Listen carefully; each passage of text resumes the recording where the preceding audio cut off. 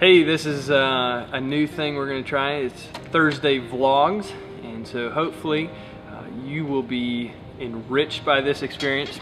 So let me just start off with our groups. One thing we need to remember is we start life groups this year.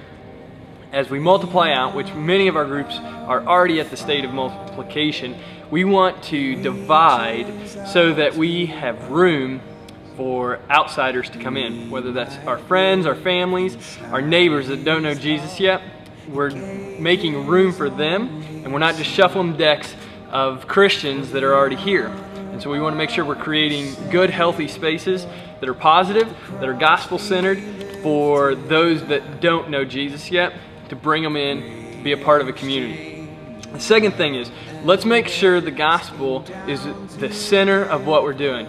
The good news of Jesus is so important for our community, it's so important for our life groups, and so this idea of being the good news to bring the good news is something that I really want us to grab hold of as we go out, that our lives reflect how God has worked in our lives, so that we have opportunities to share with others about the good news of Jesus for their lives. So as we go through groups, those are probably the two quick things for this week that I really want us to focus on as we dive into this tangible kingdom. And the idea of missional is making sure that our lives reflect the missional call God has put in it, so that we can share the good news of Christ, and making healthy spaces as we break down our groups.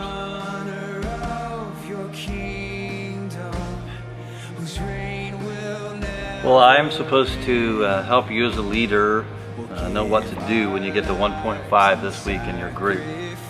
So if you got a book, it might be helpful for you. Just open it up to page 16. We'll look at the community section real quick. There's some things here that I've done with this to prepare myself for leading the group this coming week. It started out on page 16, which just tells us about getting a list of sojourners and group members and all that stuff together. If you're like me, that's not a strength of mine, so I immediately realized I've got to get somebody to help me with this. It's a good area to apprentice someone in the group to help work with the communication element of your group time. And if you're in a group that you're also hosting as you lead, don't have your spouse do it. They've got enough stuff to do with just getting the house ready and making sure they're able to practice hospitality. So get somebody maybe to help you with this communication issue. It's really, really important, because remember, this is not about the lesson. This is about the community. It's about making disciples, helping these people grow to be Christ-like, and be able to do that in somebody else's life. So that's a big thing to start with. So make sure you got that on the beginning. And over on page 17 is the actual session time. And they just have 3 questions. Now, I add to that a little bit. That may be the teacher desire in me, but I took that first question they asked, what's something about yourself that people in the group don't know, and I modified that, because this is really getting started for us as a group, and I just said, tell me about where you're at. It's been a long summer, a lot of things going on, what's going on in your life.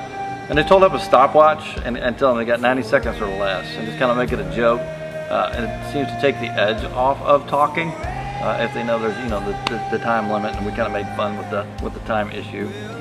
And then I asked them to tell me about where do you want this group to go, what are you hoping to get together in the next year, as opposed to dreams that they may have. But that's just me. The idea of the question is to open them up, and you want to get them to begin the discussion process. And I went back and reviewed, because they should be doing this book on their own, and I don't want to make them feel guilty, but yet I want to give them some accountability to whether or not they've actually done the book. So we go back and we reviewed, and I asked somebody to tell the story of Abraham being called and being sent by God to retell that story. And then there's some questions on page 8 and 9 that we went through real quickly that are really powerful, well-written questions that I would just say go right down through the pages 8 and 9 of those questions. And I jump over to page 12 and just made sure they got it, the 4 immersions that we're really going to challenge them to participate in. And then 1.4, which is really the challenging part of this whole study, it's them crossing their yard, crossing their fence, their street, or some other barrier. And we just ask them about what are some ideas that you could do to execute this, and then tell them next week, hey, we're going to talk about what was your fears, how did it go, success, failure, all that kind of stuff, because we don't want to scare them into not doing it. There's enough excuses why they won't do it already. We want to encourage them that we're going to provide some accountability and some direction, and let them know that it's okay to try and fail, but we're moving forward together with this. And then I make sure we pray for the sojourners. That's the key. We used to call it an open seat concept. Who would sit in the open seat that's in our group, and pray for that. Make sure I pray for the needs, then last of all, of everybody in the group, or have somebody in the group do that, just to wrap things up. So that's lesson 1. There's tons of stuff here. If you get them to talking about themselves and life and this mission that we're all on together, it's going to be a great time. Thanks for leading.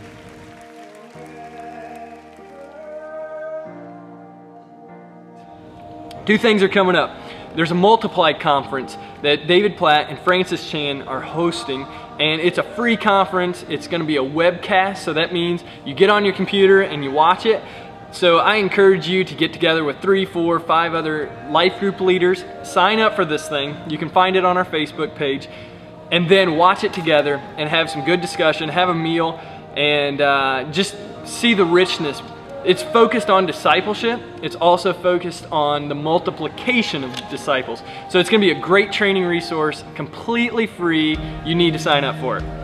The other thing that is coming up is the Right Now Training Conference. This is specifically for small group leaders, and it's going to resource you, give you ideas of things to bridge into the community, as well as edify your group and stuff like that. So it's in Dallas, Texas, November 7th through the 9th. Dave Ramsey's one of the main speakers with a host of others, and it's $250. It's a pretty good deal on that. You can find all the details once again on the Facebook page, but I need to know by September 15th, I think, whatever next Sunday is.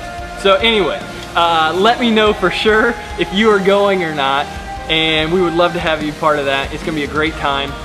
We'll have a lot of fun, but we're also gonna learn some new stuff there and just gain more tools to make this idea of the tangible kingdom reality.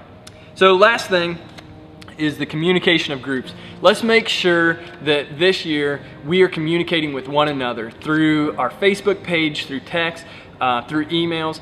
Let's make sure that we're communicating, encouraging one another, praying for one another. And I would really like us to utilize our Facebook Life Group Leaders page to post that, whether it's prayer requests or new groups opening.